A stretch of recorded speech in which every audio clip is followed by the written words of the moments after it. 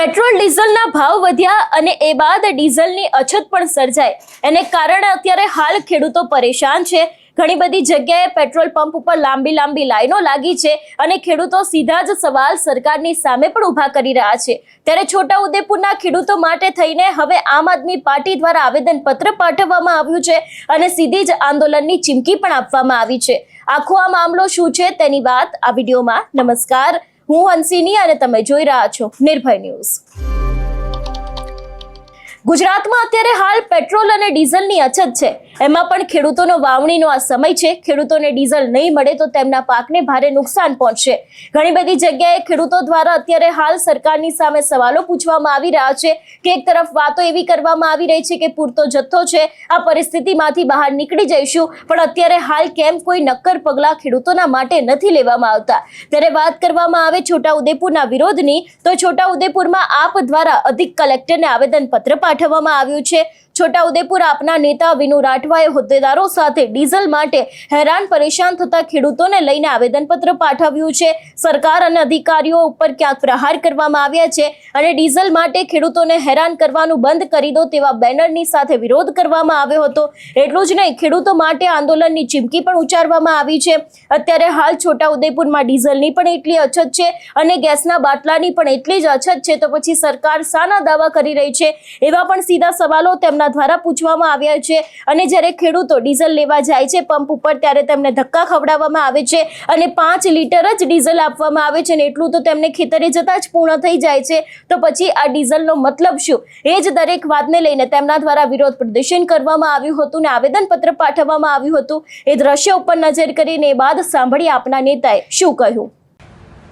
આજ રોજ છોટાઉદેપુર મુકામે माननीय मुख्यमंत्री गुजरात राज्य हस्तक छोटाउदेपुर माननीय कलेक्टर साहेब श्री ने आम आदमी पार्टी द्वारा आवेदनपत्र पाठवવામાં આવ્યું છે। ખાસ કરીને જે ગુજરાતની અંદર સમગ્ર ગુજરાતની અંદર આજે ડીઝલની અછત અને પેટ્રોલની અછતને લઈને આજે સમગ્ર છોટાઉદેપુર હોય ગુજરાત દરેક રાજ્યના જિલ્લાઓ તાલુકાઓની અંદર આજે જે રીતના ખેડૂતોને ડીઝલ મળવું જોઈએ એ મળતું નથી અને ડીઝલની ખૂબ જ અછત છે અને ગેસના બાટલની પણ ખૂબ જ અછત છે। અત્યારે ખેડૂતો ત્રાહિમામ થઈ રહ્યા છે। અત્યારે ચોમાસું આવી રહ્યું છે તો લોકોને જે ખેડૂતોને ટ્રેક્ટરમાં ડીઝલ પૂરવા માટે પૂરતું ડીઝલ નથી મળતું।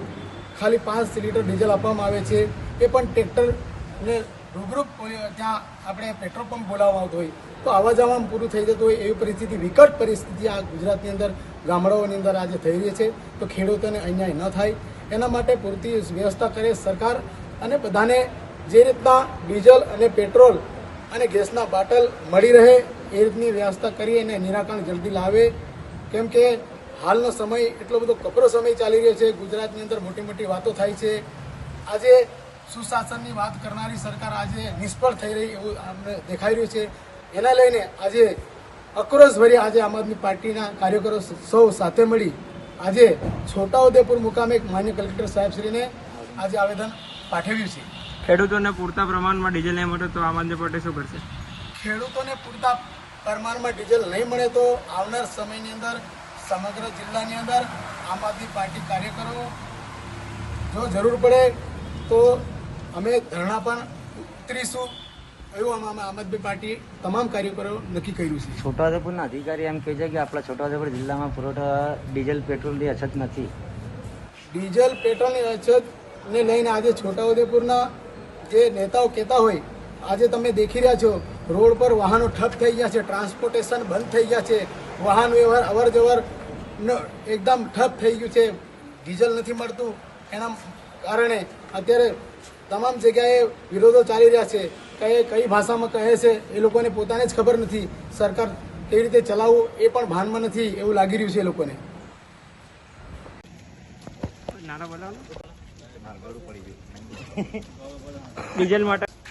ડીઝલ માટે ખેડૂતોને અન્યાય બંધ કરો। ડીઝલ માટે ખેડૂતોને અન્યાય બંધ કરો। ડીઝલ માટે ખેડૂતોને અન્યાય બંધ કરો। ડીઝલ માટે ખેડૂતોને અન્યાય બંધ કરો।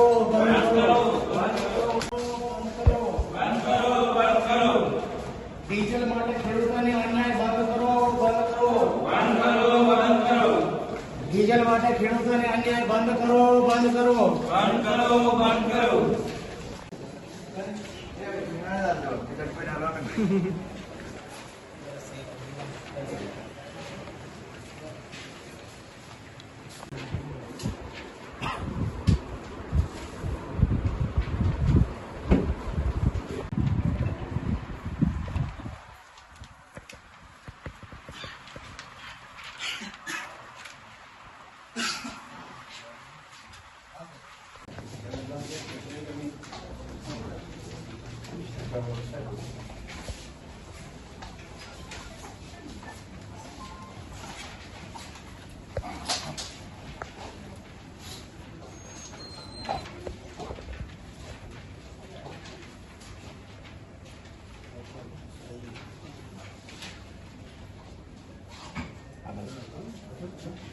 આ બાજુ બીજું.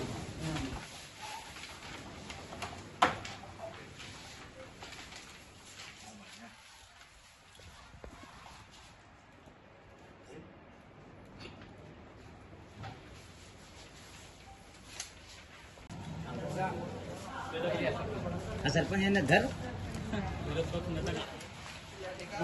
અરે એને જ નહીં એ સરપંચ હાલ દે એના ઘરે